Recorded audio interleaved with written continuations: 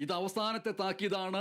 ഇനി ഒരിക്കലും മയക്കുമരുന്ന് ഉപയോഗിക്കില്ല എന്ന് ഉറപ്പ് നൽകുകയാണെങ്കിൽ മലയാള ചലച്ചിത്ര ലോകത്ത് താങ്കൾക്ക് തുടരാം, അല്ലെങ്കിൽ ഇവിടെ നിന്ന് പോകാം എന്നേക്കുമായി എന്നുള്ള നിലയ്ക്ക് ലഹരി കേസിൽ നടൻ ഷൈൻ ടോം ചാക്കോയ്ക്ക് താക്കീത് നൽകിയിരിക്കുകയാണ് സിനിമാ സാങ്കേതിക പ്രവർത്തകരുടെ സംഘടനയായ ഫെഫ്ക. ലഹരി ഉപയോഗിച്ചതായി ഷൈൻ സമ്മതിച്ചുവെന്ന് FEFKA general secretary B Unnikrishnan അല്പം മുമ്പ് കൊച്ചിയിൽ വാർത്താ സമ്മേളനത്തിൽ പറഞ്ഞു. ഷൈൻ ടോം ചാക്കോയ്ക്ക് തിരുത്താൻ ഒരവസരം കൂടി നൽകുന്നുവെന്നാണ് ബി ഉണ്ണികൃഷ്ണൻ പറഞ്ഞത്.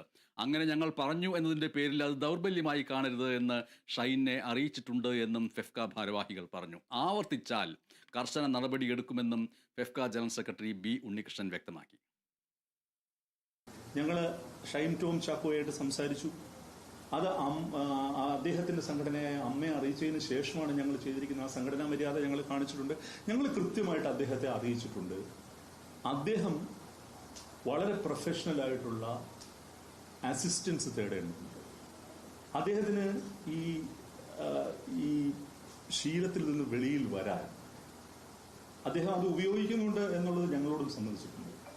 അപ്പോൾ ആ ശീലത്തിൽ നിന്ന് വെളിയിൽ വരണമെങ്കിൽ അദ്ദേഹത്തിന് കൃത്യമായിട്ടുള്ള ഒരു പ്രൊഫഷണൽ അസിസ്റ്റൻസ് ആവശ്യമുണ്ട്. അതിൽ നിന്ന് അദ്ദേഹം തിരുത്തണം. അദ്ദേഹത്തിന് ഇത് കൊടുക്കുന്ന അവസാനത്തെ അവസരമാണ്. ഒരു തരത്തിലും ഇനി ഇത്തരത്തിലുള്ള പെരുമാറ്റവുമായിട്ട് മുമ്പോട്ട് പോകുന്ന ആളുകളുമായിട്ട് സഹകരിക്കാൻ ഞങ്ങൾ തയ്യാറല്ല. അത് ഞങ്ങളുടെ അംഗങ്ങളാവട്ടെ, ആരുമാവട്ടെ. ഫെഫ്ക ഭാരവാഹികൾ നടത്തിയ ഈ വാർത്താ സമ്മേളനം റിപ്പോർട്ട് ചെയ്ത വിജിത ചേരുന്നു. വിജിത, ഈ പറഞ്ഞ ഇപ്പോൾ നമ്മൾ കേട്ട സംഭാഷണങ്ങൾക്ക് പുറമെ മറ്റെന്തൊക്കെ കാര്യങ്ങളാണ് ബി ഉണ്ണികൃഷ്ണൻ പറഞ്ഞത്? മാധ്യമപ്രവർത്തകർ തിരിച്ചു ചോദിച്ചതും അതിനുള്ള ഉത്തരങ്ങളും. MS സൂചിപ്പിച്ചതുപോലെ തന്നെ അല്പം മുൻപാണ് ഈ ഫെഫ്കയുടെ ഒരു യോഗം കൊച്ചിയിൽ ചേർന്നത്. ഈ ഷൈൻ ടോം ചാക്കോയും കുടുംബവും ഒരുമിച്ചാണ് ഈ ഒരു യോഗത്തിൽ പങ്കെടുത്തത്. എന്തായാലും ഏറ്റവും പ്രധാനപ്പെട്ട കാര്യം, ഈ ഒരു കേസിൽ തന്നെ ഏറ്റവും പ്രധാനപ്പെട്ട കാര്യം എന്ന് പറയുന്നത് ഒരു അവസാന വാണിംഗ് അല്ലെങ്കിൽ അവസാന നിർദ്ദേശം എന്നുള്ള രീതിയിലെല്ലാം തന്നെ ഒരു താക്കീത് എന്ന് തന്നെ പറയാം. ആ താക്കീത് ഷൈൻ ടോം ചാക്കോയ്ക്ക് ഫെഫ്കയുടെ ഭാഗത്തു നിന്നും കിട്ടിയിരിക്കുന്നു എന്നത് തന്നെയാണ് ഈ ഒരു വാർത്താ സമ്മേളനത്തിലെ ഏറ്റവും പ്രധാനപ്പെട്ട ഒരു കാര്യം. അതോടൊപ്പം തന്നെ സിനിമാ സെറ്റുകളിലെല്ലാം തന്നെ വലിയ രീതിയിൽ ലഹരിയുടെ ഒരു ഉപയോഗവും ലഹരി സംബന്ധിച്ച പ്രശ്നങ്ങളും എല്ലാം ഉണ്ട് എന്നുള്ള ഒരു കാര്യം തന്നെയാണ് ഫെഫ്കയും പറയുന്നത്. അതുകൊണ്ട് തന്നെ അത്തരം ഒരു കാര്യമെല്ലാം ശ്രദ്ധയിൽപ്പെടുകയാണെങ്കിൽ, അല്ലെങ്കിൽ അത്തരം ശ്രദ്ധയിൽപ്പെടുന്നതിന് മുന്നേ തന്നെ മുന്നോടിയായി തന്നെ ഒരുപാടധികം പരിപാടികൾ, ക്യാമ്പയിനുകളെല്ലാം നടത്താനുള്ള ഒരു തീരുമാനവും ഫെഫ്ക അറിയിച്ചിട്ടുണ്ട്.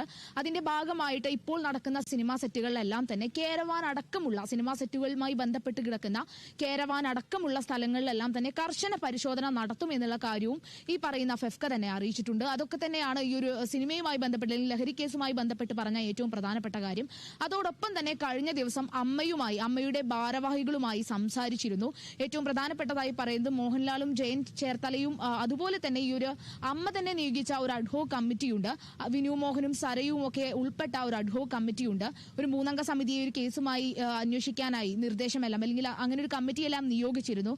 ആ കമ്മിറ്റിയുമായി സംസാരിച്ചിരുന്നു. അപ്പോഴെല്ലാം തന്നെ കൃത്യമായി അമ്മയുടെ ഭാരവാഹികളോടും ഫെഫ്ക അറിയിച്ച ഒരു കാര്യം തന്നെയാണ്, ഇത്തരം ലഹരി ഉപയോഗിക്കുന്നവരുമായി അല്ലെങ്കിൽ ലഹരി ഉപയോഗം കണ്ടെത്തിയ ആളുകളുമായി ഒന്നും ഇനി സഹകരിക്കാൻ ബുദ്ധിമുട്ടുണ്ട്. ഇങ്ങനെയുള്ള പ്രശ്നങ്ങൾ വരികയാണെങ്കിൽ കർശനമായിട്ടുള്ള നടപടിയെടുക്കും എന്നുള്ള കാര്യം തന്നെയാണ് അറിയിച്ചിരിക്കുന്നത്. അതോടൊപ്പം തന്നെ ഇന്ന് രാവിലെ മുതൽ പല തവണയായി ഇത്തരത്തിലുള്ള അഭ്യൂഹങ്ങളെല്ലാം തന്നെ നിലനിന്നിരുന്നു. ഈ ഒരു കേസിൽ ഒത്തുതീർപ്പിലേക്ക് പോകാനുള്ള സാധ്യതയുണ്ട് എന്നുള്ള കാര്യങ്ങളെല്ലാം തന്നെ രാവിലെ തൊട്ട് കേൾക്കുന്നുണ്ട്. എന്നാൽ അങ്ങനെ ഒരു തീരുമാനമൊന്നുമില്ല. കൃത്യമായിട്ടുള്ള നടപടികൾ ഞങ്ങൾ പാലിക്കാൻ തയ്യാറാണ്. ഈ ഒരു ഇന്റേണൽ കമ്മിറ്റി റിപ്പോർട്ട് അനുസരിച്ച് തന്നെയാണ് ഇനി എല്ലാ കാര്യത്തിലും ഒരു തീരുമാനം എടുക്കുക. അതിനെ എന്തായാലും ആ ഒരു ഇന്റേണൽ കമ്മിറ്റി റിപ്പോർട്ടിനെ ഉറപ്പായിട്ടും പാലിക്കും എന്നുള്ളൊരു കാര്യം തന്നെയാണ് ഈ ഒരു വാർത്താ സമ്മേളനത്തിലൂടെ എല്ലാം തന്നെ ഫെഫ്ക അടക്കം പറഞ്ഞിരിക്കുന്നത് എന്നുള്ളത് തന്നെയാണ് ഏറ്റവും പ്രധാനപ്പെട്ടത്. MS ശരി വിജിത, ഇപ്പോൾ പ്രമുഖ സംവിധായകൻ ജോഷി ജോസഫ് ചേരുന്നു. ജോഷി ജോസഫ് കൊൽക്കത്തയിൽ നിന്നുള്ള മലയാളിയായ പ്രമുഖ സംവിധായകനാണ്. ഒപ്പം തന്നെ രഞ്ജിത്തിനെതിരായിട്ടുള്ള കൊൽക്കത്തയിൽ നിന്ന് ഉയർന്നു വന്ന ലൈംഗിക ആരോപണത്തിൽ ഇരയ്ക്കൊപ്പം നിന്നുകൊണ്ട് സംസാരിക്കുകയും ചെയ്തിട്ടുള്ള വ്യക്തി കൂടിയാണ് ജോഷി ജോസഫ്. ജോഷി ജോസഫ്, ഇന്ന് 2 പ്രധാനപ്പെട്ട ചോദ്യങ്ങളാണ് ചോദിക്കാനുള്ളത്. ഒന്നാമത്തെ ചോദ്യം എന്ന് പറയുന്നത്, ഷൈൻ ടോം ചാക്കോ താൻ മയക്കുമരുന്ന് ഉപയോഗിക്കുന്നു എന്ന് സമ്മതിച്ചതായി ബി ഉണ്ണികൃഷ്ണൻ ഫെഫ്കയുടെ ജനറൽ സെക്രട്ടറി മാധ്യമങ്ങളോട് പറഞ്ഞിരിക്കുന്നു. ഇനി ഉപയോഗിക്കുമോ, ഉപയോഗിക്കാതെ വന്നാൽ മലയാള സിനിമയിലേക്ക് നിങ്ങൾക്ക് തുടരാം, ഉപയോഗിക്കുകയാണെങ്കിൽ നിങ്ങൾക്ക് ഇനി ഒരിക്കലും തിരിച്ചു വരാൻ കഴിയില്ല എന്നുള്ള താക്കീത് നൽകിയിരിക്കുന്നു. ആ താക്കീത് അംഗീകരിച്ചുകൊണ്ട് പോയി എന്നുള്ള രീതിയിലാണ് പറഞ്ഞിട്ടുള്ളത്. പ്രൊഫഷണലായിട്ടുള്ള ഒരു തിരിച്ചുവരവ്, മയക്കുമരുന്നിൽ നിന്നുള്ള വിമുക്തി ആണ് ഷൈൻ ടോം ചാക്കോയ്ക്ക് വേണ്ടത് എന്ന് സൂചിപ്പിക്കുകയും ചെയ്തിരിക്കുന്നു. അങ്ങനെ സ്വയം അത് ഏറ്റുപറയുകയും തിരുത്താൻ സന്നദ്ധനായി എന്ന് പറയുകയും ചെയ്തിരിക്കുന്നു.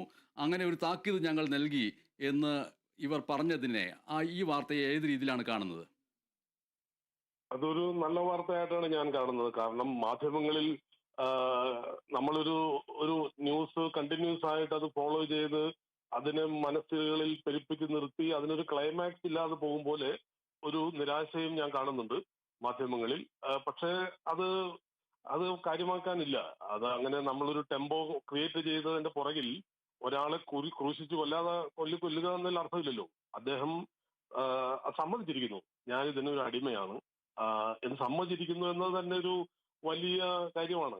അങ്ങനെ ഒരു സംഗതി വലിയ വളരെ പ്രയാസമുള്ളൊരു കാര്യം കൂടിയാണ്. കാരണം അദ്ദേഹത്തിന്റെ ഒരു മാനുഷികമായിട്ടുള്ള ഒരു കലാകാരൻ എന്ന രീതിയിലുള്ള ഒരു പച്ച മനുഷ്യൻ ഉള്ളതുകൊണ്ടാണ് അത് സമ്മതിച്ചത്. അത് സമ്മതിച്ചതുകൊണ്ട് നമ്മൾ സ്വാഭാവികമായും അതിന് ഒരു ചാൻസ് കൂടി കൊടുക്കുക എന്ന് പറയുന്നത് ആണ് അതിന്റെ അടുത്ത നടപടി. മാത്രമല്ല ബി ഉണ്ണികൃഷ്ണനെ പോലുള്ള ഒരാൾ, വളരെ അറിവും പാണ്ഡിത്യവും ഒരു അക്കാഡമിക് ആയിട്ടുള്ള ഒരാൾ ഇതുപോലുള്ള ഒരു ട്രേഡ് യൂണിയൻ തലപ്പത്ത് ഉള്ളത് കൊണ്ട് മലയാള സിനിമയ്ക്ക് ശരിക്കും ഒരു നല്ല ഇങ്ങനെയുള്ള കാര്യങ്ങൾ ചിന്തിച്ച് പറയാനും പ്രയോഗിക്കാനുമുള്ള ഒരു വക്താവും പ്രയോക്താവും ഉണ്ട്. അത് ബംഗാളി സിനിമയിലില്ല. ബംഗാളി സിനിമയിൽ വളരെ കഷ്ടമാണ് ഇക്കാര്യങ്ങൾ. മമതാ ബാനർജിയോടൊപ്പം നിൽക്കുന്ന സംവിധായകർക്ക് പോലും ഇവിടുത്തെ ഈ ഗിൽഡ്, അത് ട്രേഡ് യൂണിയൻ തന്നെ, അവരുടെ കടുംപിടുത്തങ്ങളും അവരുടെ തല്ലുകൊള്ളിത്തരങ്ങളും കൊണ്ട് സിനിമ എടുക്കാൻ പോലും പറ്റുന്നില്ല. അവർ ഈ സംവിധായകരെല്ലാം പോയി മമതാ ബാനർജിയെ കണ്ട് നിവേദനം കൊടുത്തിട്ട് പോലും കാര്യങ്ങൾ നേരാവണ്ണം നടക്കുന്നില്ല. അപ്പൊ അങ്ങനെ ഒരു ബി ഉണ്ണികൃഷ്ണൻ നമുക്ക് ഉള്ളത് കൊണ്ട് നമ്മൾ അതിന്റെ വില അറിയാത്തതാണ്.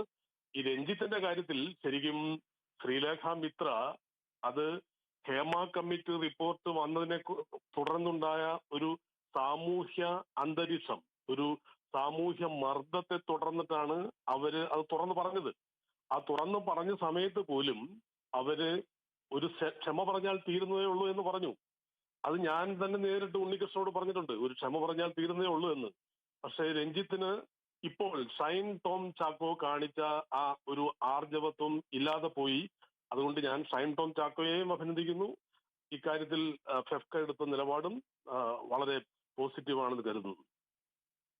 ഷൈൻ ടോം ചാക്കോ മയക്കുമരുന്ന് ഉപയോഗിക്കുന്നതായി സമ്മതിച്ചു, ഇനി അത് ആവർത്തിക്കില്ല എന്നുള്ള ഒരു ആത്മാർത്ഥമായിട്ടുള്ള ഉത്തരം നൽകി എന്ന് ബി ഉണ്ണികൃഷ്ണൻ പറഞ്ഞതിൻ്റെ തുടർച്ച എന്നുള്ള നിലയ്ക്ക് ആ വാർത്താ സമ്മേളനത്തിൽ ബി ഉണ്ണികൃഷ്ണൻ പറഞ്ഞ മറ്റൊരു കാര്യം, മലയാള സിനിമയിൽ കഴിഞ്ഞ 6 മാസമായിട്ട് വലിയൊരു പ്രതിസന്ധിയിലൂടെയാണ് പോയിക്കൊണ്ടിരിക്കുന്നത്. ആ പ്രതിസന്ധിക്ക് കാരണം മലയാള സിനിമാ മേഖലയെക്കുറിച്ച് ഉയർന്നു വന്നതും ഉയർത്തിവിട്ടതുമായിട്ടുള്ള ആരോപണങ്ങളുടെയൊക്കെ അടിസ്ഥാനത്തിൽ ഈ സിനിമാ മേഖലയിലെ പ്രൊഡക്ഷൻ വർക്കുകൾ, അതിൻ്റെ ബിസിനസ് നടപ്പാവലുകൾ, ഇതൊന്നും നടക്കാത്ത രീതിയിൽ കോർപ്പറേറ്റുകൾ മലയാള സിനിമാ ഇൻഡസ്ട്രിയിൽ നിന്ന്, വ്യവസായത്തിൽ നിന്ന് പിൻവാങ്ങിയിരിക്കുന്നു എന്ന് സൂചിപ്പിക്കുകയുണ്ടായി.